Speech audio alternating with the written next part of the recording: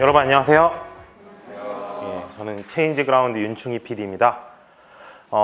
오늘 저도 이제 서평 잘 쓰는 법에 대해서 이야기를 할 텐데요. 책을 읽고 쓰는 글이 서평만 있는 건 아니잖아요. 또 뭐가 있죠? 예, 독후감 상문이 있죠. 그러면 서평하고 독후감하고의 차이는 뭘까요? 왜 어떤 건 독후감이라고 부르고 어떤 건 서평이라고 부르죠? 논리적인 내용이 들어가야 된다. 논리적인 내용이 되려면 뭐가 있어야 되죠? 논리적인 글이 되려면 무엇이 있어야 되느냐? 그게 바로 근거입니다. 예, 근거가 있어야 그때부터 논리적이고 주장이 되고 하는 게 이루어지거든요. 이 문장을 한번 봐볼게요. 네, 나는 유혹하는 글쓰기가 좋다. 자, 이 문장에는 근거가 필요할까요? 왜죠? 좀 더 쉬운 말로 표현을 하자면 그러니까 내 느낌이니까, 그렇죠? 내가 좋다는데 나는 유혹하는 글쓰기가 좋아 그러는데 아니거든 그러면 그건 네 생각이고 이렇게 되는 거잖아요, 그렇죠? 그렇게 이런 문제를 그래서 취향의 문제라고 합니다. 내가 좋아하고 내가 싫어하고 이런 거는 근거를 댈 필요가 없어요. 그냥 그 사람이 좋은 거고 뭐 나는 싫을 수 있고 이런 식으로 그냥 자기 느낌만 적으면 이건 서평이라고 볼 수가 없어요. 그리고 말씀드렸다시피 취향의 문제이기 때문에 근거를 댈 필요도 없고요. 그런데 근거를 댈 필요는 없지만 근거를 못 대나요?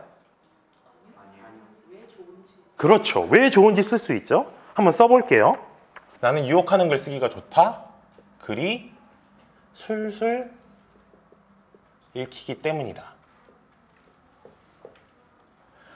네, 말씀하신 대로 자기 취향이었는데 거기에 왜 그게 좋은지 근거를 댔어요. 이게 비평의 가장 기본적인 형태라고 보시면 됩니다.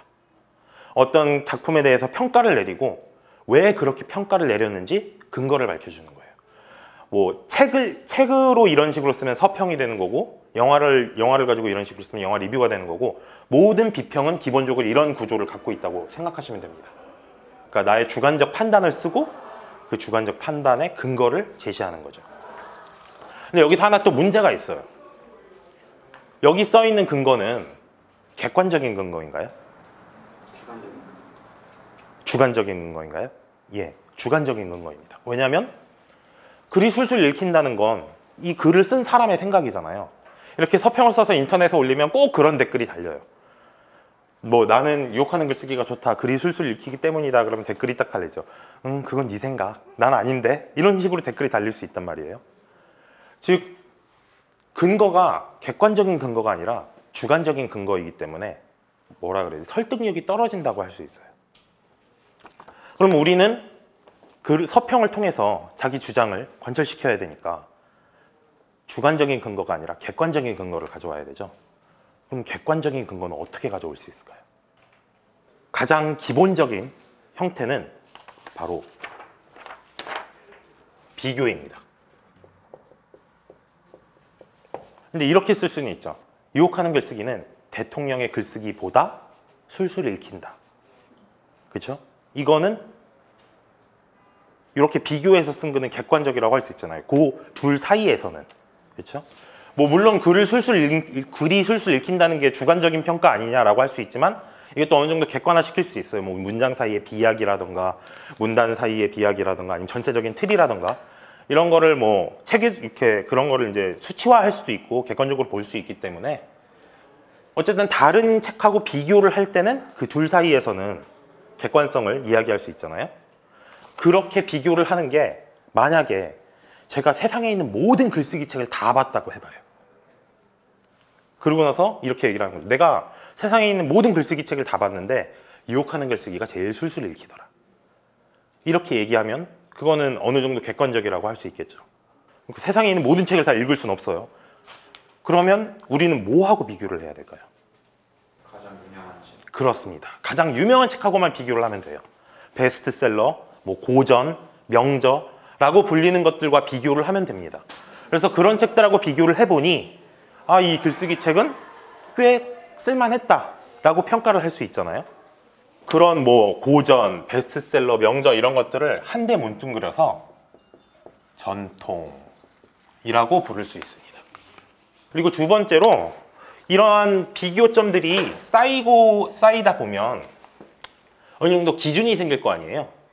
뭐 술술 읽힌, 예를 들어서 유혹하는 글쓰기랑 뭐 대통령의 글쓰기를 비교해 봤더니 유혹하는 글쓰기가 더 술술 잘 읽혔다. 그러면 이제 최소한 술술 읽힌다는 소리를 들으려면 뭐 유혹하는 글쓰기 정도는 돼야 된다. 뭐 이런 식으로 기준이 생긴단 말이에요. 그런 기준들이 옛날부터 모여서 이제 비평 이론을 세우게 됩니다. 예. 이게 객관적인 근거를 가져올 수 있는 두 가지 방법이에요. 예를 들어 이렇게 질문하신 분이 있었어요. 저는 지금까지 봐왔던 책이 몇 권이 안 돼서 다르게 이렇게 비교할 만한 대상이 얼마 없는데 그러면 어떻게 하냐, 이렇게 말씀하신 분들도 있고, 또 이제 비평 이론 얘기가 나오니까 비평 이론이 되게 쉽지가 않아요. 어려워요. 그래서 나는 그런 비평 이론 같은 거 하나도 모르는데 그럼 나는 서평을 못 쓰는 거냐, 이렇게 질문하시는 분들도 있거든요. 여기서 우리가 한번 생각을 해봐야 될 것 같아요. 우리가 서평을 왜 쓰는 걸까요? 그럼 사람들이 서평을 쓰는 이유를 살펴보면 뭐 이 책의 작품성이라든지 뭐 이 책의 가치라든지 이런 거를 엄격하게 막 평가하기 위해서 평론가처럼 쓰시는 분들은 별로 없단 말이에요. 만약에 우리가 서평을 쓸 때 그 서평을 써서 이제 내는 곳이 뭐 학술지라든가 아니면 정말 무슨 연구 논문이라든가 그렇게 된다고 하면 정말 비평 이론도 들어가야 되고 뭐 객관적 근거에 의해서 이렇게 엄격하게 서평을 쓰는 게 맞아요.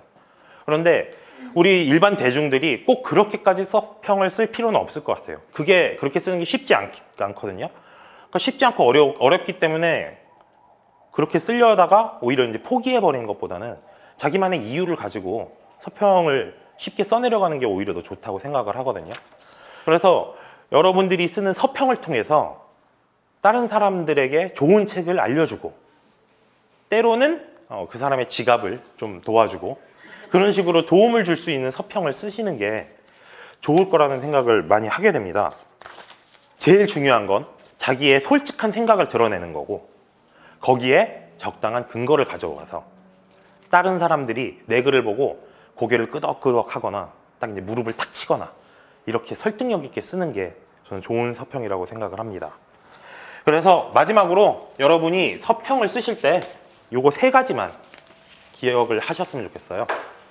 첫 번째, 주관적 평가라 그랬죠? 자기 주관이 뚜렷해야 됩니다. 서평 중에서 그렇게 쓰시는 분들이 있어요. 이 책 읽어봤는데 너무 어렵더라. 너무 어려워서 나는 무슨 말인지 잘 모르겠고 하지만 좋은 글인 것 같다.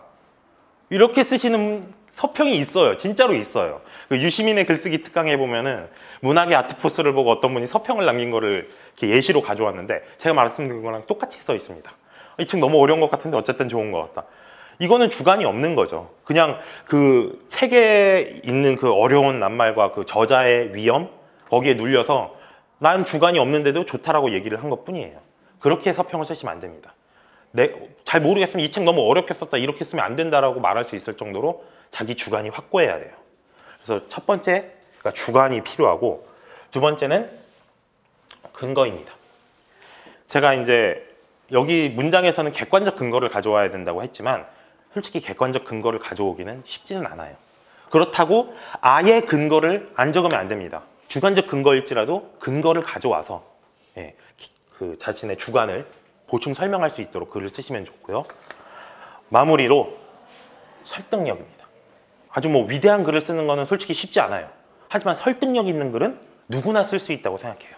내 글을 읽고 내 친구가 나도 그 책 사서 봐야겠다 라고 말하게 되거나 실제로 그 책을 사서 보게 되는 행동으로 이어진다면 저는 그건 무조건 100점짜리 서평이라고 생각을 해요. 자, 그래서 여러분들이 서평을 쓰실 때 읽어볼까요? 주관, 이 세 가지만 기억하시고 쓰셨으면 좋겠습니다. 지금까지 제 이야기를 들어주셔서 감사합니다.